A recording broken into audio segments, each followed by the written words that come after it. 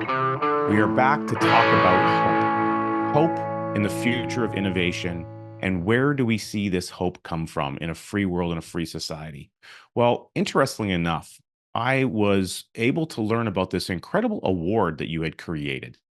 This award, I had no idea about it until I got to understand that my mentor, Nelson Nash, was going to receive the award. And so, what a blessed and incredible experience it was for him to receive that. And what we're talking about is the Blinking Lights Award. Now, this is something I really want you to explain to our audience how this is a representation of hope and liberty in the world, and what the meaning behind this award is, and why people should understand that things like this exist in the world because of past experiences and the drive of people to overcome major challenges. You mentioned the Iron Curtain before in our previous segment. Talk to us a little bit about what the blinking lights are and why is there an award created for it? Back in the 1980s and early 1990s, I did work as a freelance journalist in Iron Curtain countries like Poland and Mozambique and other places.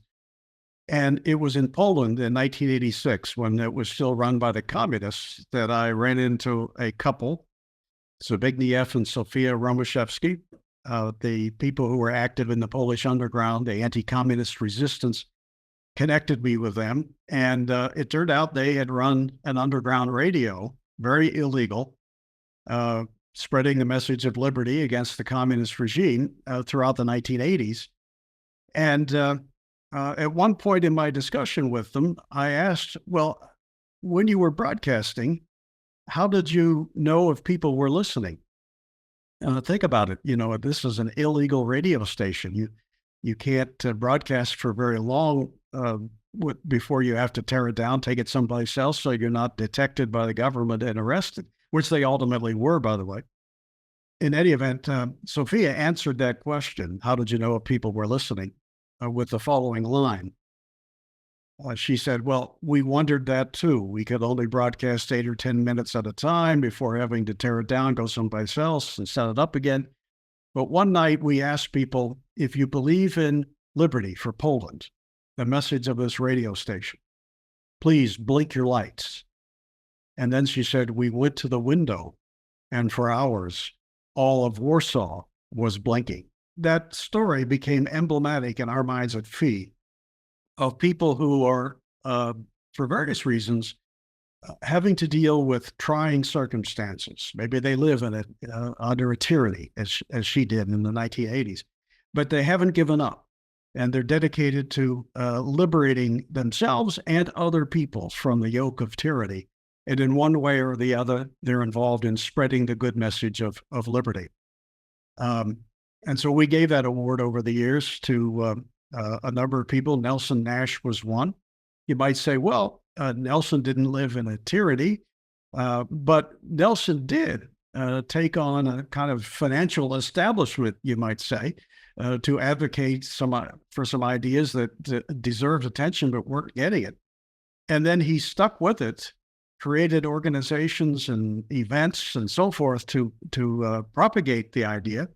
And so we thought that he is or was, since he's passed away, but he certainly was a blinking light for liberty, and somebody who doesn't give up, who, whatever the odds are, they don't give up, they don't slink away, they don't remain quiet, they speak truth to power, and they promote their ideas as best they can. I just think that's a phenomenal quality in people. I wish more people had it. It's so inspiring to know that there's people who are willing to take that stand. And I certainly felt that Nelson was one of those individuals, and he was fighting economic tyranny Yes. to a degree. And we talked earlier about the boom bust cycle, government manipulation of markets and interest rates and so on. And really, that was his calling to take the knowledge that he had of Austrian economics, connect it with his knowledge of the insurance industry, and say, how can we have personal liberty and personal autonomy of your financial life, of your financial household? Do it in such a way where he promoted secession, to secede from a world that didn't support you financially by doing the things that you could control at your level. And his concept of becoming your own banker, the infinite bank concept, is really the epitome of that. And it has been described by a number of people. And and I'm not sure how you feel about that, but it has been described as really Austrian economics in action at the individual level. Yeah, it takes it beyond theory, and it gives each and every person an opportunity to practice it in real life to their personal financial benefit. So that concept of economic liberty is, though we don't live in an overtly tyrannical world in North America, there are certainly a number of those tyrannies that do exist in the world today. But there is something really tremendously powerful about being able to take control of the economic components that exist in our world. What comes to mind, Larry, and I'd like to speak to this a little bit, is the idea of the miraculous pencil. And, Leonard Reed wrote an essay called I Pencil, and it resonated with me so well. I got my first copy of it from Nelson directly.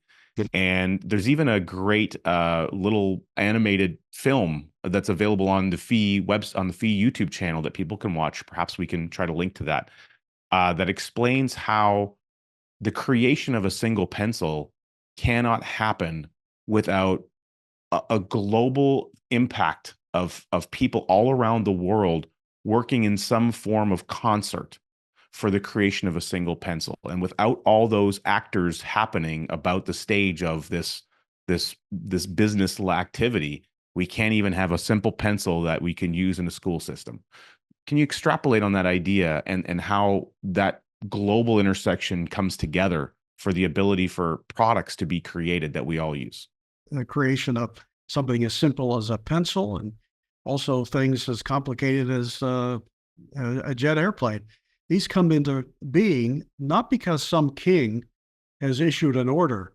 Hey, the peasants want entertainment, or the peasants need writing implements. So you guys over here, you have to make them. No, these things happen because free or relatively free people decide, hey, here's an opportunity. Here's an entrepreneurial opportunity for me to make a few bucks. They bring together the factors of production. They hire the people they need to create the product. And those people may be from all over the world. And something as simple as a pencil, as Leonard Reed pointed out in that famous essay, is the result of endless numbers of people who don't know each other from countries all over the world, who perform minute functions, but very important ones, that are part of the process of creating a pencil. The skills, the knowledge in making something as simple as a pencil are so decentralized and so immense at the same time that no one person in the world could make a pencil all by himself. And by all by himself, I mean, you couldn't, let's say you could not rely upon anyone's knowledge, anyone's skills. You had to start from scratch. Pencils haven't been invented yet, and you got to make one from nothing. You couldn't do it, not by yourself anyway, because you'd have to be a logger, you'd have to be a miner, you'd have to know so much that one person could not possibly know. And yet pencils happen in such abundance, nobody ever goes to a store looking for one and finds that they're not there. It's a remarkable thing, but that's the way markets work. It's a magic that we ignore or vilify at our peril. The concept of being inspired by an idea. And so for our viewers, if you have an idea and you're inspired, consider who can help you get that idea accomplished. Consider what you might do to protect your idea. We have a great episode, by the way, where we've interviewed a gentleman who created a blockchain technology called easyip.today. And for as little as less than $100, you can go and register your idea with an immutable timestamp to give you that first point of protection so that you can recognize the value of your intellectual property. That is an innovation in a world where we want to be able to protect the innovations that we have. And so just considering the US Patent Office alone and what value has been created out of that for a global scale, I mean, it's really tremendous. It's almost mind-boggling just to consider, of all the products in the known world, just how many of them stemmed out of the US Patent Office. So to be able to have that ability is really profound. And so if you take a moment, Larry, I'd love to hear some of your final thoughts. What would you want people to know and consider about the importance of liberty and the importance of character as we go about our bigger and brighter future? Well, I think those two things, liberty and character, as I've often said in many places, are two sides of the same coin. You can't have one without the other. Without liberty, how will we even know if you have character? We have to give you significant liberty and see what your choices are before we find out what your character is all about. And I think vice versa, people who lack character are not going to enjoy liberty. The absence of character, that is to say, people who might be profoundly dishonest or irresponsible or timid or ungrateful or irresponsible, they're not going to be a free people. The lack of character will produce such chaos that historically we know what happens. A strong man comes in and knocks heads together. But I also want people to know that they should remember that liberty is rare and precious. Few people in the history of the world have lived in a situation that could be described as one of substantial liberty. Most people historically have been serfs or slaves, or simply lived in a system where they had to be in constant fear of those in political power. That's the way most of the world has had to live. So you might say tyranny is the natural order of things, and liberty, when it arises, is kind of rare and precious. And it's not automatic. It's not guaranteed. Just because you've had substantial liberty doesn't mean your kids will. We can lose it all. Well, with that in mind, we want to celebrate freedom, the freedom of the entrepreneur, the freedom of innovation, and how we can overcome the types of challenges you just identified. And we can't wait for you to join us on our next episode next week. Thank you so much, Larry, for being with us today. Thank you, Richard.